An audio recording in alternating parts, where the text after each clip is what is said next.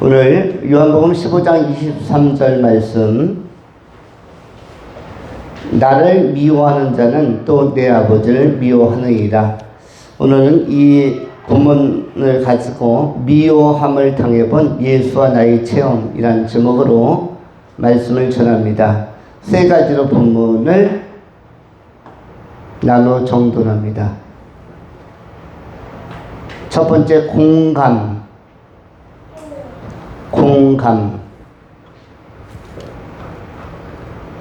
두 번째, 분별. 세 번째, 확신. 이렇게 공감, 분별, 확신이라는 세 가지 주제로 나누어서 말씀을 전하겠습니다. 먼저 공감에 관한 것입니다. 오늘 본문 말씀 23절에 나를 미워하는 자는 또 내 아버지를 미워하느니라. 또한 22절에서는 내가 와서 그들에게 말하지 아니하였더라면 죄가 없었으려니와 지금은 그 죄를 핑계할 수 없느니라.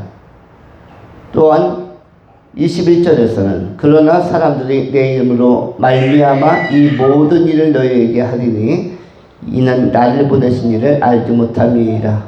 20절 내가 너희에게 종이 주인보다 더 크지 못하다 한 말을 기억하라. 사람들이 나를 박해하였은즉 너희도 박해할 것이요 내 말을 지켰은즉 너희 말도 지킬 것이라. 20절부터 23절까지는 예수님과 우리의 체험의 공감에 관한 것들을 잘 보여주고 있습니다. 예수와 예수를 따르는 성도들의 삶은 굉장히 공유되는 부분이 많은 것입니다.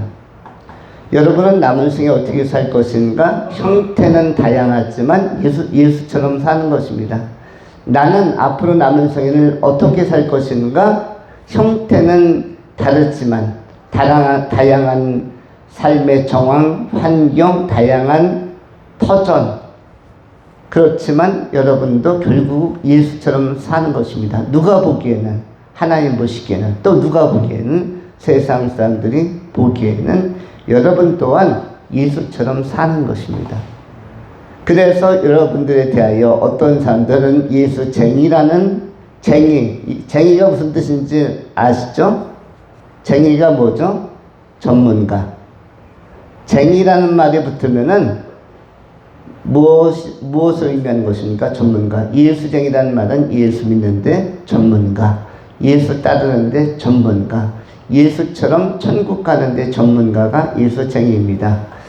예수꾼, 예수 믿는 일꾼, 예수 믿는데 재능이 있는 사람, 예수꾼, 예수쟁이, 전문가라는 뜻입니다. 누가 보기에는, 세상 사람들이 보기에는, 또 누가 보기에는, 하나님이 보시기에는.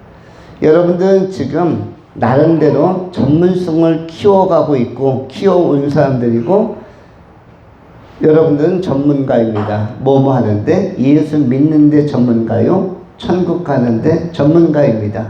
마치 전문가가 이른바 아마추어가 아니라 프로가 천국을 찾아가는 것처럼 여러분은 지금 정상적인 속도로, 정상적인 궤도로, 정상적인 노선으로 지금 정상적인 템포로 천국을 향해서 가는 것입니다. 여러분들은 예수 믿는데 전문가들입니다. 그래서 뭐라고도 부릅니까? 예수쟁이라고도 부릅니다. 그런데 예수쟁이들에게, 예수를 따르는 제자들에게, 예수의 느낌으로 하나님 나라를 찾아가는 사람들에게 필수 불가결하게 따라붙는, 동반하는 요소가 바로 박해 내지는 미움이라는 것입니다. 그래서 복음과 함께 고난을 함께 받아야 하느니라. 속성상 우리의 삶의 영적인 진행에 태클을 거는 존재가 있기 때문입니다. 그가 바로 마귀, 사단 마귀, 어둠의 영 들인 것입니다. 그래서 우리가 박해 없이 천국 가면 좋지만은 여러분 프로는 남이 보지 않는 가운데서 많은 훈련을 하고 반복을 하는 사람들이 프로들입니다.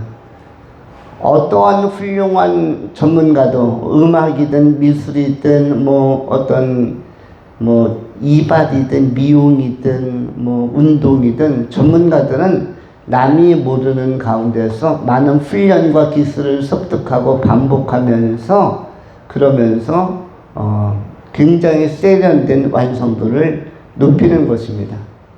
여러분 그래서 프로의 특징은 뭐에 있다고 얘기하죠? 프로의 특징은 뭐다? 디테일에 있다.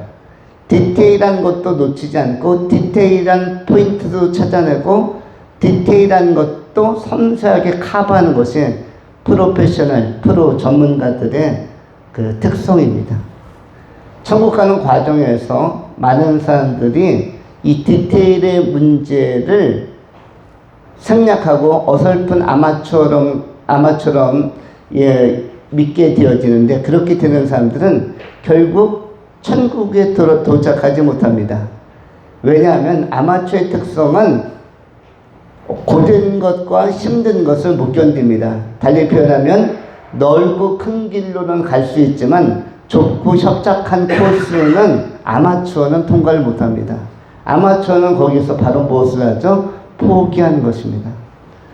마라톤을 뛰더라도 선수들은 그 고단한 훈련을 겪은 선수들은 언덕을 올라갈 때 고비를 다 견뎌내면서 인내하면서 통과하지만 아마추어들은 나도 한번 같이 뛰어볼까? 나도 길거리 마라톤에 한번 참여해볼까 해서 그 훈련이 안 된 상태에서 참여한 사람들은 고비에서 다 포기하는 경우가 많이 생기는 것입니다. 막 구토할 것 같고 토해낼 것 같고 그 고비를 참기가 어려운 것입니다. 이렇게 예수 믿는 가운데서도 여러분들이 예수 믿는 것이 굉장히 오랜 세월 계속되고 있습니다. 이 계속된다는 것은 뭐죠? 무엇을 계속이냐면 영적인 훈련의 계속을 의미하는 것입니다.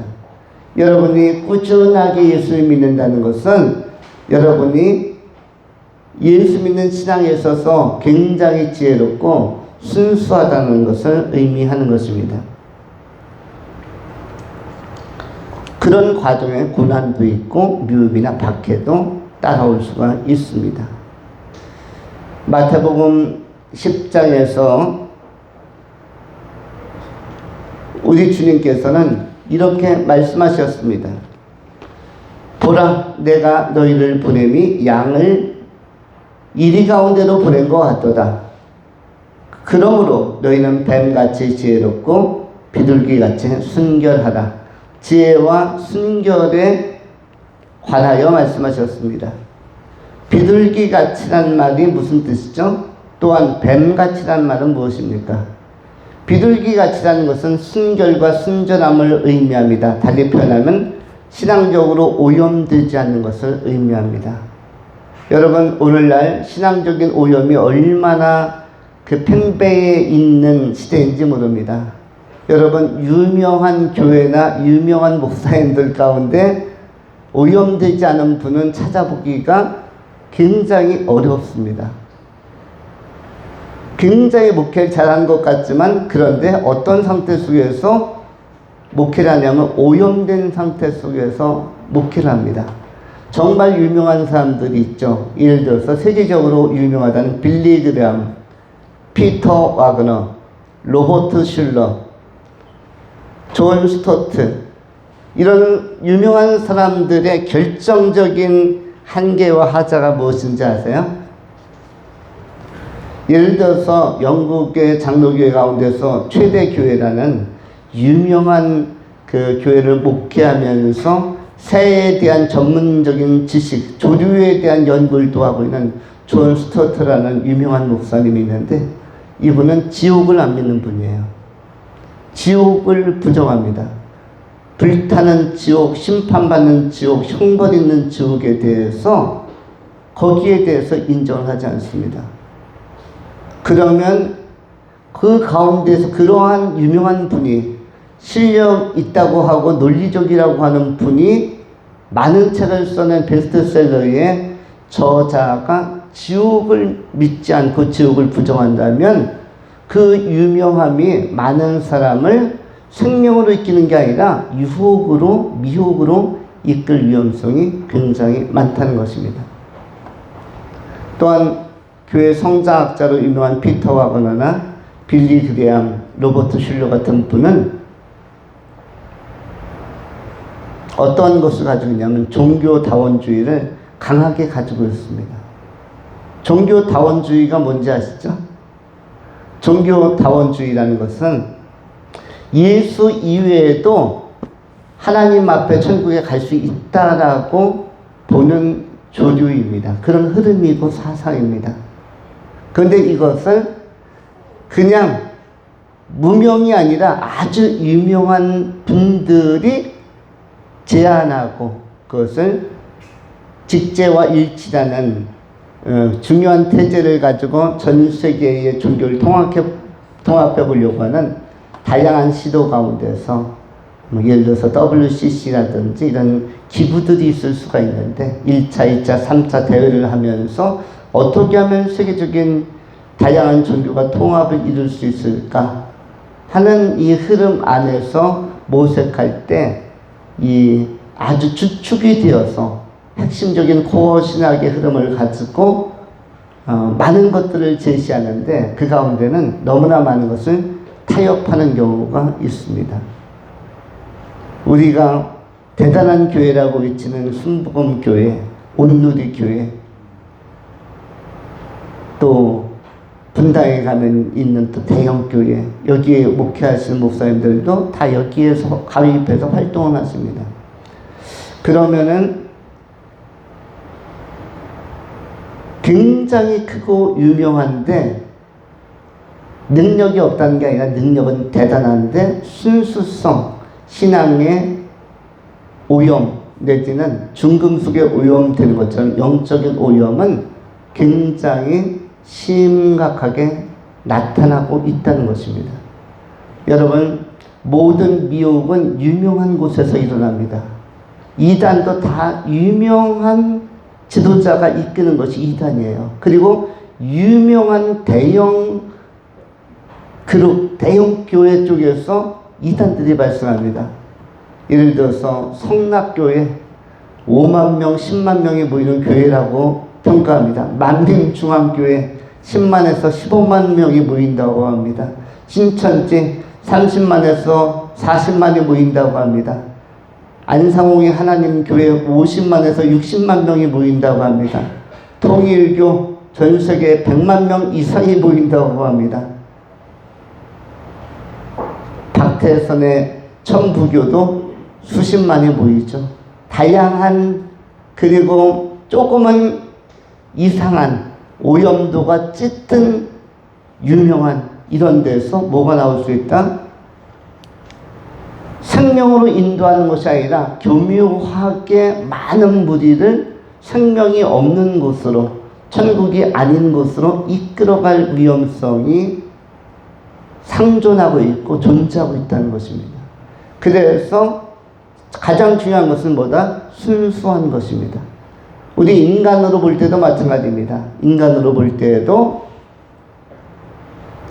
우리 인간도 어떤 사람이 좋은 사람이냐면 나이에 관계없이 세월에 관계없이 순수성을 계속 유지하고 순수하고 착한 인간이 되려고 하는 이른바 하나님의 형상과 원래의 모양, 원상을 유지하고 회복하려고 하는 끊임없는 시도를 하는 사람들이 좋은 사람이고 멋있는 사람이며 그 가운데 복음에 대한 열정까지 갖췄다면 이것이 예수님께서 기대하는 성령의 열매 맺는 제자의 모습이라고 할 수가 있는 것입니다.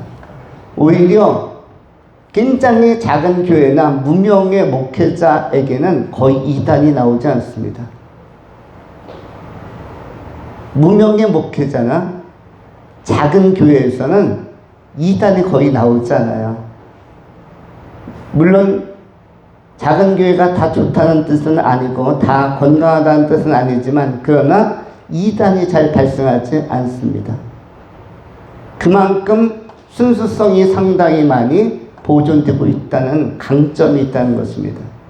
작지만 건강한 교회, 또 작지만 알찬 교회가 될 수 있는데, 왜냐하면 예수님이 목회했던 사도 공동체는 12제자의 교회였고 12명의 성도들이 모여서 3년 내내 말씀을 가까이 하고 천국에 대한 소망과 교훈과 비전을 공급받던 굉장히 알차고 건강하지만 작은 교회 공동체가 예수를 따르는 사도 공동체였습니다. 그래서 어떤 교회를 선택한 것이 좋은 것인가, 어떤 목회자를 따르는 것이 좋은 것인지는 이것은 장단점이 있겠거니와 큰 것이 다 좋은 것은 아닐 수 있다.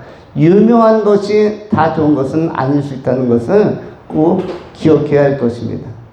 결국 어떤 교회가 좋은 교회냐면 그 교회 다녔는데 내가 천국 가더라. 이 교회가 좋은 교회이고 그 목사님에게 잘 말씀을 듣고 잘 배웠는데 결국 내가 천국 가더라. 천국에 있더라. 그러면 그 성도가 지혜로운 선택을 한 것입니다. 우리에게서 중요한 것은 비둘기처럼 순결하고 순전함이 필요합니다. 신앙도 마찬가지고 믿음도 마찬가지고 신학도 마찬가지입니다. 비둘기에게 왜 순결이란 단어를 붙였을까요? 순결이란 단어는 순전이란 단어라고도 할 수가 있는데 비둘기는 다른 새나 또는 다른 생물체랑 다르게 뭘 하지 않는 새로 유명합니까? 비둘기는 무엇을 하지 않는 유일한 새. 무엇을 하지 않는 유일한 새. 자동차가 와도 피하지 않는 유일한 새라고 하면 틀린 것이고요. 우리 지역에 이 백석 지역에 있는 비둘기는 다 산비둘기라 그렇게까지 뭐 피하지 못할 정도는 아닙니다. 다들 날렵한 것 같아요. 집비둘기가 없고 백석에는 천연 산비둘기들이 있죠. 저희 교회 마당에도 오디를 먹으러 또 나뭇잎을 먹으러 또 벌레를 먹으러 산비둘기들이 많이 방문을 합니다. 지역 주민들은 방문을 안 해도 산비둘기는 아침 저녁으로 방문을 합니다.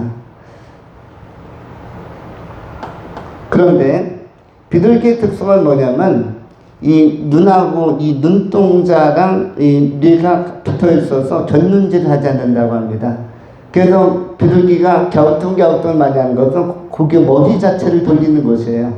모이를 쪼을 때 견눈질로 하는 게 아니라 머리를 돌려서 모이를 쪼다 보니까 자꾸 갸우뚱거리는데 갸우뚱하는 게 아니라 먹이 있는 방향으로 머리 전체를 돌리는 것입니다. 달리 표현하면 해바라기처럼 주바라기처럼 주님을 향해서 고정된 시각을 가지고 세상을 견눈질하지 않고 오염된 세상의 위험한 사상을 견눈질하지 않고 세상의 그 사탕 발림 비슷한 이러한 어설픈 정보나 지식에 현혹당하지 않고 성령의 말씀 안에서 순전함을 유지하는 것, 오직 예수만 바라보고 오직 하나님 삼일체 하나님과 하나님 나라를 바라보는 신앙, 이런 순전함이 있는 것을 비둘기에게 비유한 것입니다. 그래서 아가서에서도 비둘기에 대해서 극찬을 합니다. 순전하고 온전한 존재로서 아가서에서도 비둘기 같구나 라고 하면서 어여쁜 자여 사랑하는 자여 하나님의 거룩한 백성들도 비둘기 같은 순전함 누구만 바라보는 오직 하나님만 앙무하고 사모하며 그러므로 비상할 수 있는 그러므로 주님을 기쁘시하게 되는 생명력 있는 순전한 영혼들이 되어야 할 것입니다. 또 한 가지 생각하는 것은 뱀같이 지혜로워라. 여기서 뱀같이라는 표현은 어떤 뜻입니까? 뱀이라는 것은 누구를 속일 만큼 설득력이 있었습니까? 논리적이었습니까? 아담과 하와, 나름대로 총명했던 아담과 하와를 한 쌍을 동시에 속일 수 있을 만큼, 감쪽같이 속일 만큼 지혜롭고 총명했습니다. 그런데 여기서 뱀같이라는 말은 그러한 뱀보다도 덜한 뜻입니다. 뱀보다도 더. 그 뱀이 지혜로운 게 맞다. 아담을 속였기 때문에, 완벽하게 페이크로 속였고 하와를 속였기 때문에, 완벽하게 속였기 때문에 굉장히 지혜롭고 총명한 것이 맞는데 그보다 더 지혜롭게. 여러분, 여기서 뱀을 사단 마귀로 본다면 뱀을 속이는 지혜는 무엇입니까? 여러분, 뱀을, 마귀를 따돌리는 지혜, 마귀를 당황케 하는 지혜가 뭔지 아십니까? 그것은 여러분이 믿는 믿음인 것입니다. 믿음은 뱀이 여러분을 완전히 생애를 밟아버렸다고, 짓밟아버렸다고, 내지는 여러분을 나라고 떨어뜨렸다고, 또는 완벽하게 속였다라고 뱀이 승리인 것처럼 승전가를 부르려고 할 때 아차 당했구나라고, 뱀이 아차차 내가 당했구나라고 후회하게 만드는 것이 뭐냐면 여러분의 믿음인 것입니다. 반전에 반전을 가져오는 히든 카드가 있는데 그것이 바로 성도의 믿음인 것입니다. 어디에 이 단서가 나옵니까? 창세기 3장 15절에 뱀은 그분의, 여자의 후손의 발뒤꿈치를 물을 것이나 여자의 후손은 뱀의 머리를 밟을 것이다. 뱀의 머리를 밟는다. 뱀이 그분의, 여자의 후손의 메시아의 그리스도의 발꿈치를 물었다라는 것은 뱀이 그분을 궁지에 몰아붙였다는 것을 의미합니다. 여러분이 숲길을 가다가 독사에게 물려서 발뒤꿈치가 따끔했는데 불이 퍼지고 있어요. 또는 아주 굉장히 위험한 상황입니다. 그럴 때 그 뾰족 구두로 내지는 분화로, 등산화로 뱀의 머리를, 대가리를, 체중을 실어서 밟아 이긴다면, 그 체중이 많이 나갈수록 우리 이주인 집사님 같은 그 거한의 체중에 뱀의 머리가 짓밟힌다. 그것도 구두발로, 군화발로. 뱀은 이거는 살아남기는 불가능한 거죠. 완전히 으스러지는 것이죠. 이와 같이 이거 완벽하게 뱀의 공격을 박살내는 것, 그것이 무엇이다? 바로 부활을 의미하는 것이죠. 뱀이 깨물어서 궁지에 몰아넣은 것은, 메시아 그리스도를 궁지에 몰아넣은 것은 십자가 사건이라면, 십자가에서의 죽음이라면 3일 만에 완벽하게 부활하셔서 반전으로 네가 나를 그렇게 몰아붙여서 박해해서 미워해서 죽게 하였느냐? 보란듯이 살아나셔서 더 완전한 몸으로 활동하시고 힘있게 하나님 나라를 선포하시는 이 역사야말로 뱀의 머리를 깨어부수는 그런 권세 있는 그 승리의 모습, 더 뱀보다 훨씬 지혜로운 모습이라고 할 수가 있습니다. 성도가 뱀의 공격, 마귀의 공격을 받습니다. 인생에서 박해도 받고 미움도 받고 또 뜻밖의 고난도 받고 일이 내 뜻대로 잘 풀리지 않는 것 같고 좁고 협착한 코스를 통과하게도 되어지는데, 이것으로 말미암아 마귀와 사단은 빨리 판단을 내립니다. 제 인생은 거의 끝났다. 회복 불가능. 완벽하게 사단에게 속거나 아니면 공략을 당해서 그 인생 날개 한번 펴보지 못하고 이제 진다 라고 하는 그 순간에 우리에게, 성도에게는 무엇이 있습니까? 반전 카드, 믿음이라는 것이 있습니다. 믿음을 가지고 부활을 소망하며 하나님 나라를 힘있게 당당하게 들어가는 모습을 통해서 마귀가 내가 당했구나, 또 당했구나, 예수에게 당했었는데 내가 예수 믿는 저 인간들에게 또 당했구나, 앞불사, 이것이 마귀가 후회하는 실제적인 모습인 것입니다. 성도의 히든 카드, 성도의 권세와 위력은 믿음 안에 있는 것입니다. 예수 그리스도의 보혈의 능력을 믿고 부활을 믿는 이 믿음의 능력이 사단 마귀의 모든 괴계를 단번에 물리치고 이기는 승리의 권세로 작용하는 것입니다. 남은 생에 이 좋은 믿음을 키우시면서 아름답게 승리하고 천국에 다 들어가시는 멋진 성도님들이 되실 수 있기를 축원합니다. 두 번째 생각하는 것은 분별에 관한 것입니다. 매튜 헨리라는 유명한 그 주석가는 성경을 그 하나하나 해석하는 데 있어서 전문가 중에 여러분이 있는데 그 중에서 인정받는 분 중에 한 분이 매튜 헨리인데, 이분은 어둠에 관하여 어둠을 세 가지로 분류했습니다. 여러분, 어둠이라는 용어가 나오는 본문은 요한복음 1장 5절입니다. 요한복음 1장 5절은 어떻게 기록이 되었냐면, 빛이 어둠에 비치되 어둠이 깨닫지 못하더라. 빛이 어디에 비치되 어둠에 비치되 어둠이 깨닫지 못하더라. 그런 빛과 어둠을 생명력 있는 그런 어떤 생명체로, 생명적 존재로 요한복음 1장은 기록을 하고 있습니다. 빛은 무엇이며, 빛이 살아있는 어떤 생명체, 그리고 어둠이라는 것은 그것에 반하는 존재라고 할 수가 있습니다. 여기서 어둠이라는 것은 무엇이겠습니까?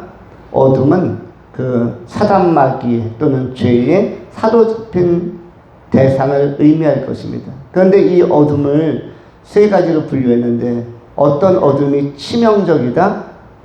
해가 져서 저녁에 지는 어둠은 운치가 있고 낭만이 있죠. 이 어둠은 빼고. 요즘에 일몰 시간이 몇 시죠? 저녁 한 8시 정도 되지 않을까 싶습니다. 그런데 그 이후로 일몰이 찾아오고 어둠이 찾아오는 이것은 낭만이라 빼고, 이것을 의미하는 것이 아니라 이 어두운 그 정황을 비유해서 오늘 본문에서 예수님께서도 요한복음 1장 5절에 빛이 어둠에 비치되 어둠이 깨닫지 못하더라 라고 선언하는데, 여기서 어둠이 첫 번째는 무슨 어둠이냐면 무지의 어둠, 무지의 어둠. 대부분 분별력에서 실패하는 것은 무지의 어둠 때문이다. 두 번째 치명적인 어둠은 지옥의 죄의 어둠입니다. 죄의 어둠. 죄의 어둠. 오늘 이 시대에 죄가 관영한 시대입니다.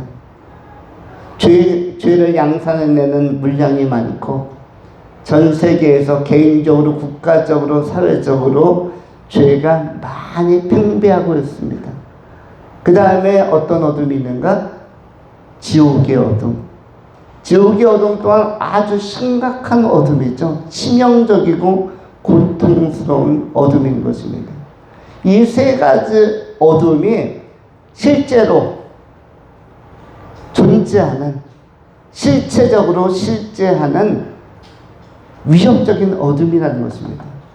그 중에서 첫 번째 무지의 어둠은 우리가 이 생존 세계를 살아가면서 인생 속에서 반드시 극복해야 하는 어둠인 것입니다. 이 무지의 어둠은 이것이 극복되었는지 안 되었는지는 분별력이 있는지 없는지를 보면 알 수 있는 것입니다. 예수님이 오셨을 때도 마찬가지입니다. 예수님을 알아보지 못하는 자들, 알아보지 못하고 예수님을 핍박한 자들은 핑계할 수 없다.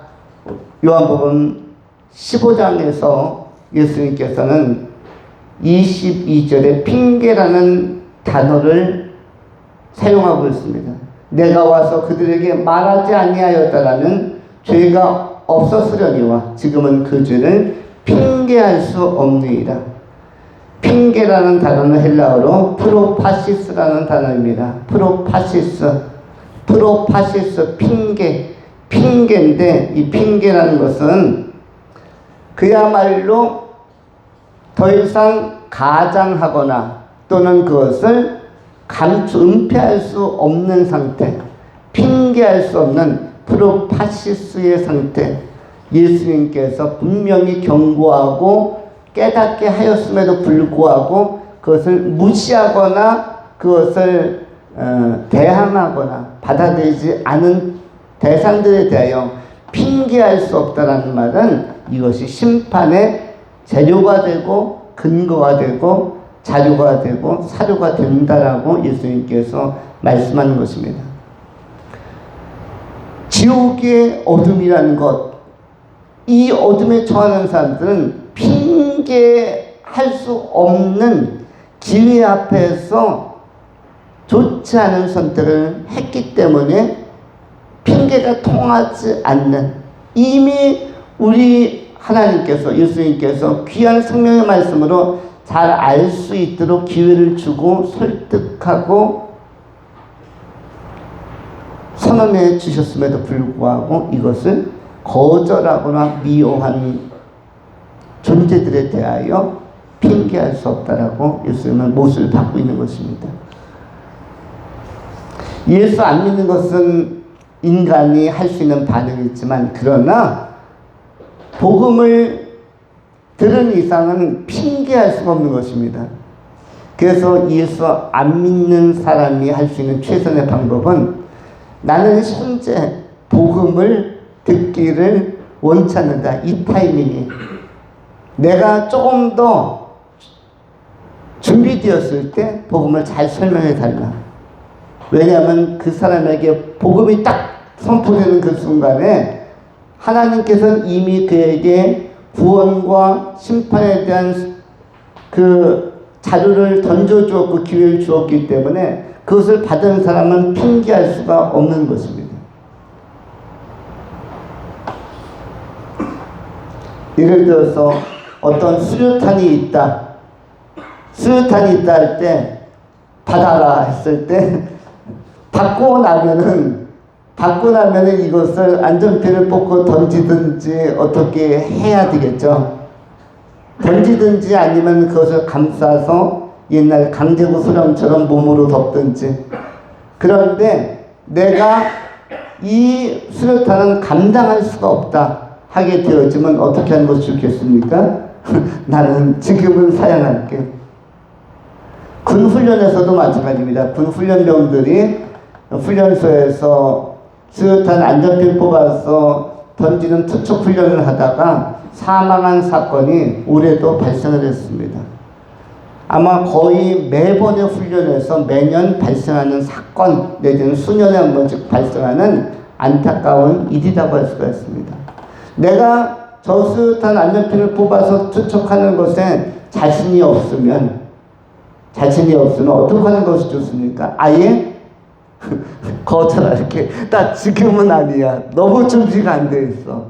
아주 솔직하게 내가 예수 안 믿는 게 아니라 아직 내가 판단 유보, 내가 복음을 듣기에 진짜 무서워. 왜냐하면 내가 이거를 거절하면은 뭐가 될까봐, 핑계가 될까봐. 뭐가 될까봐? 핑계, 프로파시스하는 그 핑계를 댈 것이 없기 때문에 차라리 내가 복음을 못 들었어요. 난 복음을 나에게 전해준 존재도 없고 주변에서 나한테 복음에 대해서 설명하는 사람도 없고, 그러면 뭐는 있다는 거죠? 핑계는 될 수 있겠거니와 그 복음을 들었는데 내가 받아들이지 않았으면 핑계 될 것도 없고 피할 길이 없다는 것입니다. 우리가 중보기도하고 많은 사람을 위해서 믿든지 안 믿든지 기도하는 것은 그들에게 이 마음이 핑계되지 않고 그것을 던졌을 때, 복음을 던졌을 때 받아들일 수 있도록 마음밭을 경작시키는 과정을 하는 것입니다. 씨앗을 뿌리기 전에 우리가 봄이 되어지면 농사 잘 짓는 분들은 쟁기로 밭도 갈고 그리고 까만 비닐로 탁 덮습니다. 그리고 잡초 같은 것들을 많이 죽이고, 그리고 또 그 다음 과정에서는 뭐 테이프나 이런 것을 가지고, 북한 같은 곳에서는 모두 귀하다고 하죠. 인분도 귀하다고 하죠. 인분이 귀해서 비료가 부족해가지고, 북한은 완전히 농경사회의 중심이기 때문에, 그래서 친구네 집에 가서 뭐 놀다가도 배가 아프고 화장실을 가야 되고 설사가 나면은 그 친구네 집 변소나 화장실로 뜁니까? 아니면 자기네 집으로 뜁니까? 자기네 집으로 뛴다고 하죠. 왜냐면 너무 귀한 것이라서. 사람의 인분이 제일 귀한 것이래요, 북한에서는. 사실 인분이라는 것은 우리 장로님 세대는 알겠거니와, 인분을 주면 농작물이 싱싱하게 자랍니까? 비실거립니까? 싱싱합니다. 인분 안에, 사람의 똥 안에 엄청난 영양소들이 많이 있는 것이에요. 그래서 그것이 사람에게 활력을 줄 뿐만 아니라 누구에게도 활력을 준다? 땅과 식물들에게도 활력을 준다. 딱 한 가지 단점이 있죠. 뭐가 단점입니까? 기생충이 많이 같이, 나중에 뭐 상추잎이나 배추잎에 붙어서 입으로 들어온다는 것, 열물을 통해서 입에 들어온다는 것이 단점이 있지만, 그래도 북한에서는 기생충 따질 캐제가 아닙니다. 일단 먹거리들이 있어야 되니까 북한은 그래서 인분도 귀한데, 그러한 것들을 집에 가서, 우리 집에 가서 해결할 만큼 절박하다고도 이야기를 합니다. 우리가 다시 이 어둠의 문제로 돌아와서 우리가 꼭 생각해야 되는 것은, 우리가 빛의 사람으로서 삶을 살 때, 그럴 때 분별의 문제가 참 중요하다. 수많은 사람들이 이단으로 많이 빠지고 있고, 앞으로 이단으로 빠진 추세는 감소되거나 멈출 것 같습니까? 더 많아질 것 같습니까? 앞으로는 더 많아집니다. 그래서 참된 교회 자체가 지상에 많이 남지는 않습니다. 너무나 많은 교회들이 되게 찬란하고 화려하고 사람들이 많이 모였지만, 오히려 이단적 요소가 더 많이 증대될 가능성이 많은 것입니다.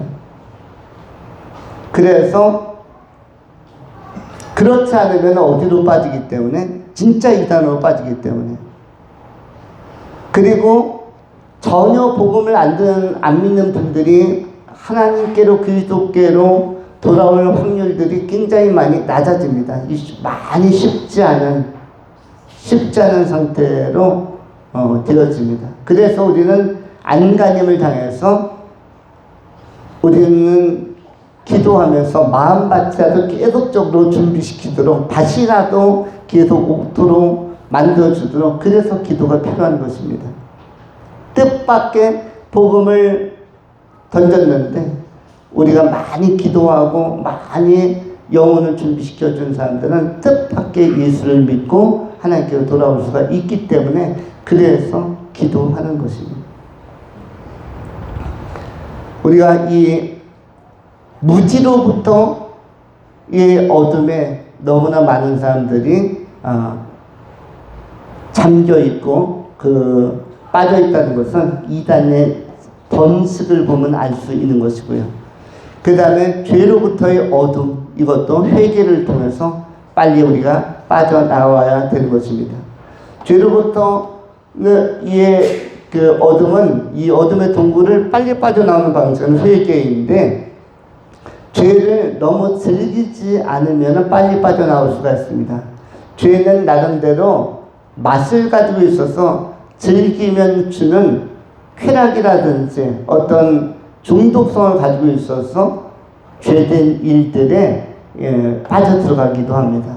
죄도 늪과 같아서 한 발 빼려고 그러면 다른 발이 들어가고, 뺀 것 같으면 더 들어가고, 이런 경우가 죄의 문제이기 때문에 죄로부터도 우리가 회개를 통해서 빨리 빠져나오고, 무엇보다 말씀으로, 그리고 우리를 강하게 준비하고 무장하는 것도 중요합니다.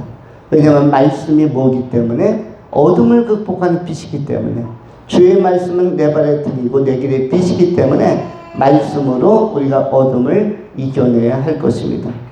또 한 가지 무슨 어둠이라고 했죠? 지옥의 어둠. 여기는 상상하기 어렵지만 실제로 많은 사람들이 방문하는 어둠의 자리입니다.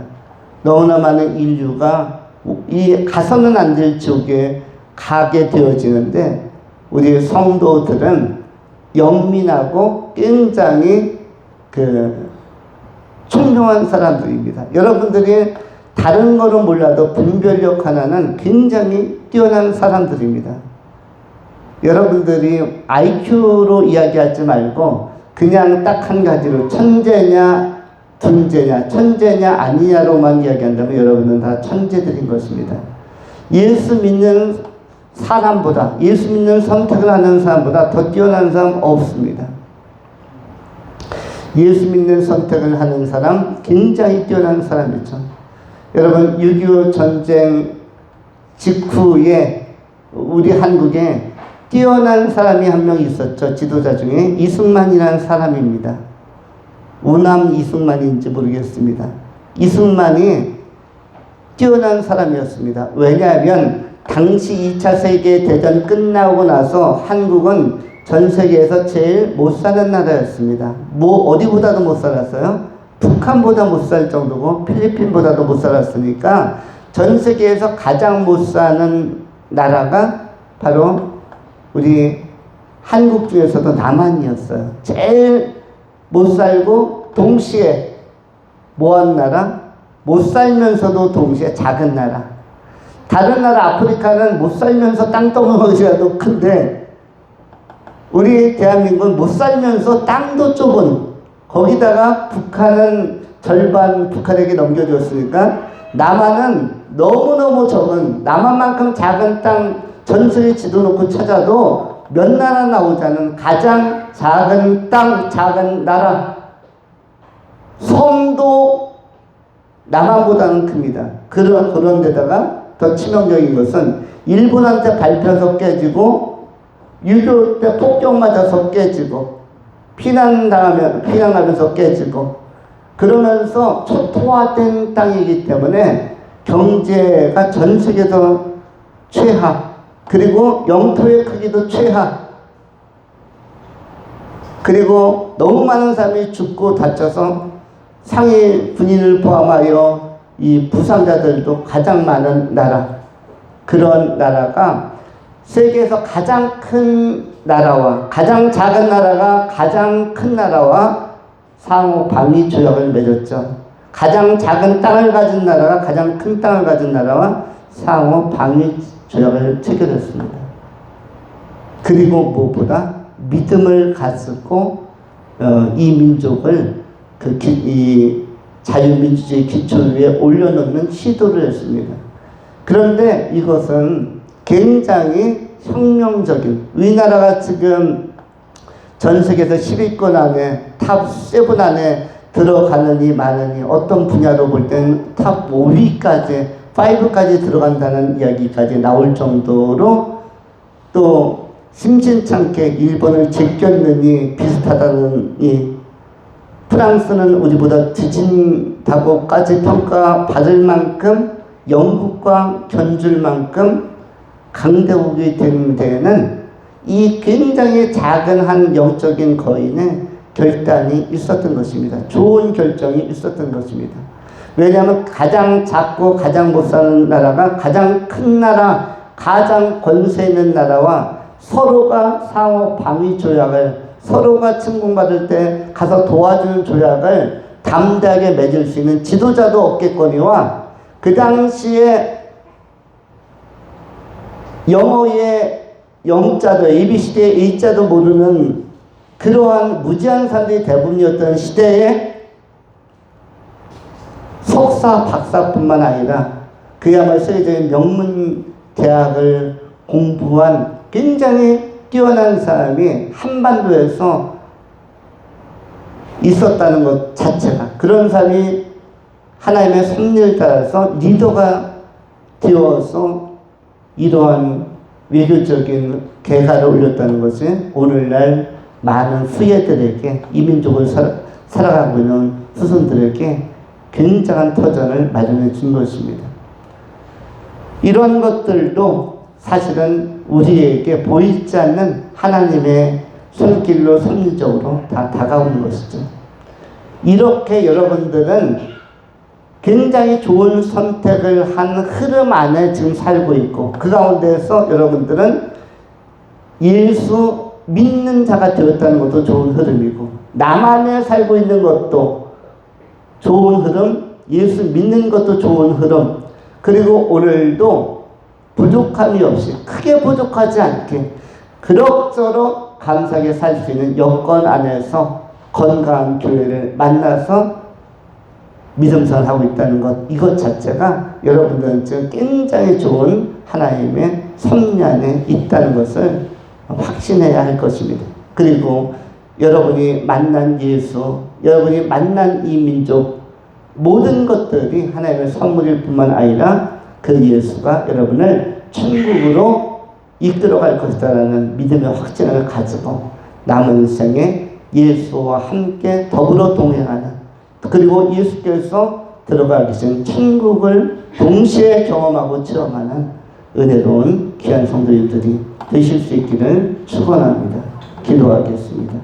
자비하신 하나님 감사합니다.